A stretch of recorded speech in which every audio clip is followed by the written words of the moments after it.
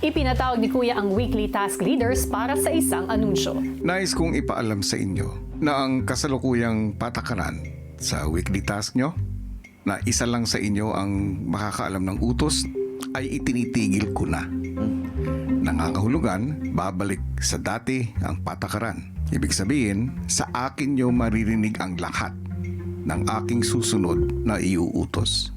Ngunit habang ginagawa nyo na ito, ay ipinagbabawal ko ang kahit anumang uri ng komunikasyon na gagamit ng boses o salita. Pero pwedeng gumamit ng sign language. Pagbalik sa bahay, agad nila itong ibinahagi sa mga kasama. Inside the 3 minutes, we can't talk, make noise. We can do sign language though. Maya-maya pa, narinig na nila ang sunod na utos ni Kuya.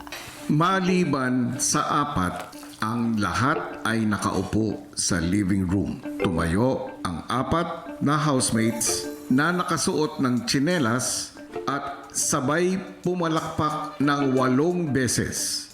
Gawin ito ng walang boses. Sa pamamagitan ng senyasan, sinubukang gawin ng housemates ang utos.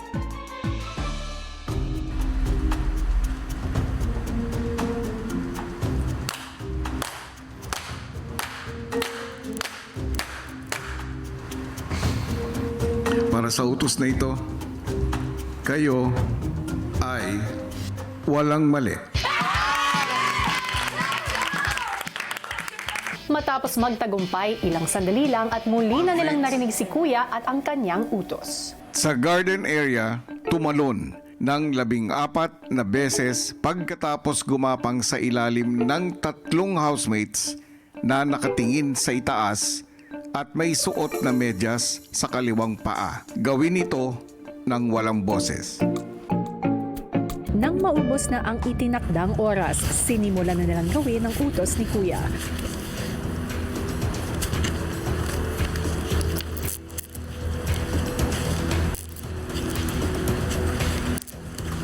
Natapos nang makalusot ang housemates sa 3 mga kasama at nagsimula ng sabay-sabay na tumalon ng 14 na beses.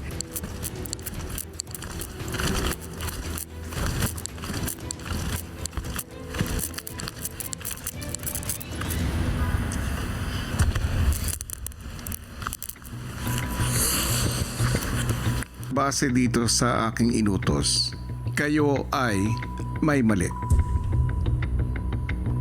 You all have to. Bro. Sorry, bro. Last life. Dude, I'm sorry. Next time, wala na kang mag-iwan. Last life. Bro, I'm sorry.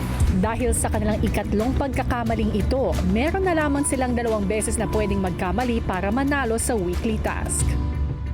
Ilang sandali pa muling ipinatawag ni Kuya ang task leaders. Nais kong ipaalam sa inyo na ang patakaran na bawal ang magsalita o gumamit ng boses ay ipinatitigil ko na. Sa next na utos, pwede na ulit magsalita. Pwede na ulit magsalita sa next utos. Hanggang sa ibigay na ni Kuya ang kanyang sunod na utos. Magsuot ng sapatos sa kaliwang paa habang nakamedyas lang ang kanan na paa. Tumayo ng tuwid sa platform over the pool na nakatalikod sa bahay at tingnan ang inyong mga kuko at halikan ang kaliwang hintuturo. At pagkatapos, pumalakpak ng sabay-sabay ng 10 beses nang hindi maririnig ang inyong pagbilang. Hintuturo, ito daw. Kaliwa. Kaliwa. Kaliwa. Oh, you have to look at your nails. Oh. Yeah. Ready na? Yun na. Maya-maya pa sa pagsasagawa nila ng utos na ito at sa kanilang pagpalakpak,